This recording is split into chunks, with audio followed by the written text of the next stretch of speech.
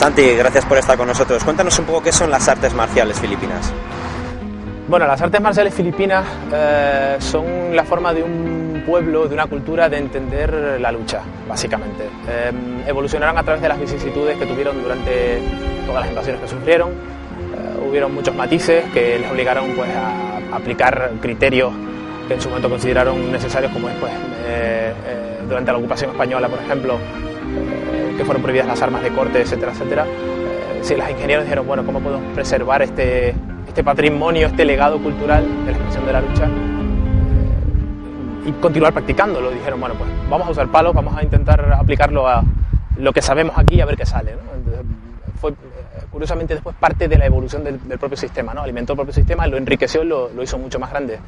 Filipinas es un pueblo con una cultura muy basada en la expresión a través de las armas, cuchillos, espadas, dagas a lo largo de toda su historia. Han sufrido continuas guerras, continuas invasiones, como te decía, incluso entre ellos, ¿no?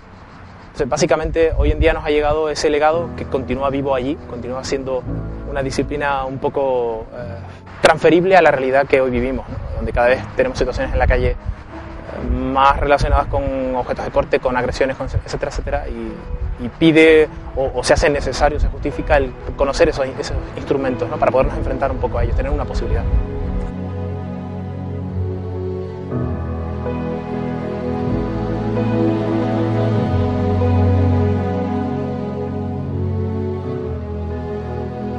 Actualmente la sociedad de Warriors Esgrima está teniendo un auge y en general todos los sistemas filipinos. ¿A qué crees que es debido que ahora la gente se esté interesando por sistemas de ese tipo? Hombre, yo creo que lo que te comentaba, es la conciencia cada vez mayor de la gente, sobre todo un poco el mundillo de la gente que siempre hemos estado involucrados con las artes marciales.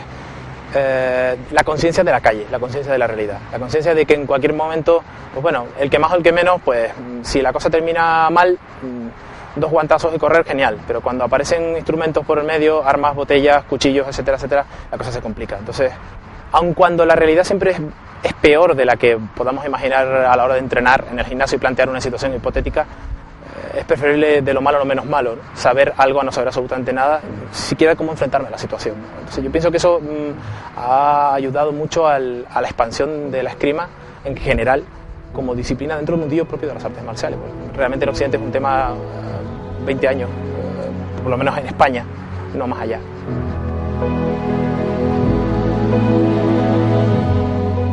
En tu experiencia marcial y en conversaciones conmigo me has comentado que ya llevas bastante tiempo con el tema del cuchillo. ¿Cuál crees que deben ser las características de un buen entrenamiento contra técnicas de cuchillo?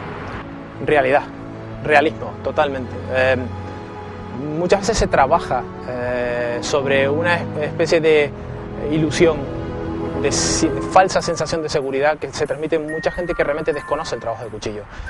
Hay que dejar muy claro una cosa, el trabajo de cuchillo hay que ser realista. Un cuchillo es un arma, en manos incluso de un neófito, muy peligrosa. Es un arma realmente temible, su versatilidad, su comodidad para transportarlo, etcétera, etcétera. Grado de responsabilidad supina a la hora de entrenar el cuchillo. Realismo, armas de metal, están muy bien las armas de entrenamiento, madera, plástico y demás, pero realmente no transmiten la sensación, no permiten ejecutar controles, no permiten realmente hacer un trabajo serio. Las agresiones son de verdad, no son nunca una broma, y muchas veces simplemente la contundencia nos sorprende, un factor que muchas veces no se tiene en cuenta. Vas a luchar como entrenas, así que procura asegurarte de que tu entrenamiento es lo más parecido a una situación real, con el cuchillo mucho más. ¿Cómo transmitimos esa fuerza de voluntad que tiene que tener o esa madurez que hay que tener para enfrentarse al cuchillo? Para empezar, digamos que no creo que nadie esté realmente preparado para enfrentarse a una situación de cuchillo, psicológicamente hablando. Es decir, desde el momento en que no podemos entrenar la realidad como tal, tenemos que entender que podemos aproximarnos a esa realidad, hasta ahí. Y con esa conciencia intentar que, lo que te decía antes, ser lo más honestos posibles con nosotros mismos y con el entrenamiento. Asegurarnos de tener un buen material que nos permita trabajar de esa manera, de forma contundente, de forma lo más real posible. Trabajar, por supuesto, con metal, yo creo que es fundamental. Habrá quien no comparta mi opinión, pero a los hechos me remito. O sea, el mero hecho de entrenar con un metal implica que aunque el metal no tenga filo, tiene una contundencia al contacto en el momento de ejecutar las técnicas que no me va a cortar, pero me lo va a hacer pensar 2 veces. El entrenamiento psicológico pasa también por el aspecto de concienciar al alumno de que un cuchillo implica un corte y es algo que hay que asumir. Si yo me voy a enfrentar a una situación con el cuchillo, cuanto antes me conciencie de que me van a cortar, aun cuando haga todo lo posible para que no sea así, menos grave será el shock psicológico que sufra cuando me corten. El shock que se produce y la parálisis que produce simplemente la situación anímica nos va a bloquear. La forma de entrenar, la forma de ir aumentando la escala de la intensidad de las acciones, la forma de, en un momento determinado, ser capaz de plantear diferentes situaciones. No es una agresión un individuo contra otro que varios individuos. No es lo mismo una agresión por la espalda que en situaciones de sitios estrechos. O sea, hay muchos factores ambientales que van a repercutir también en la parte psicológica.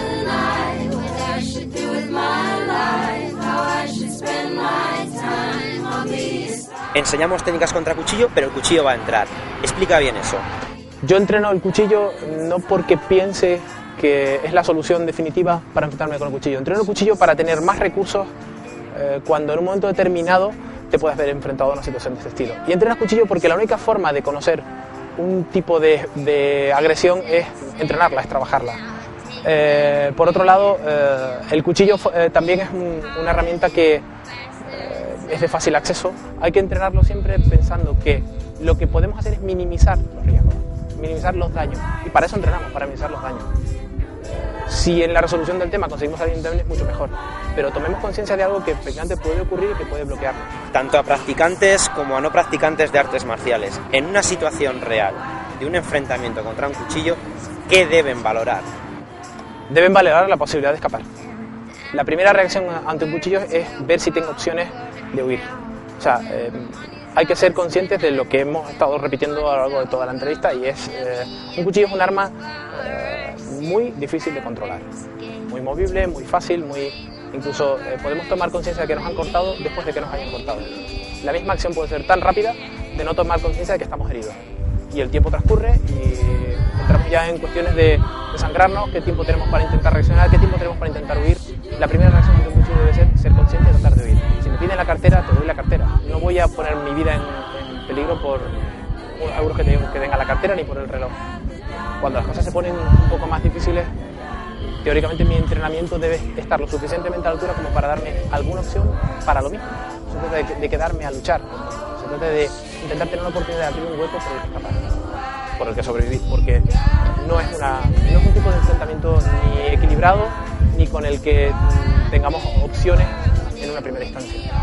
Lo suyo es intentar sobrevivir.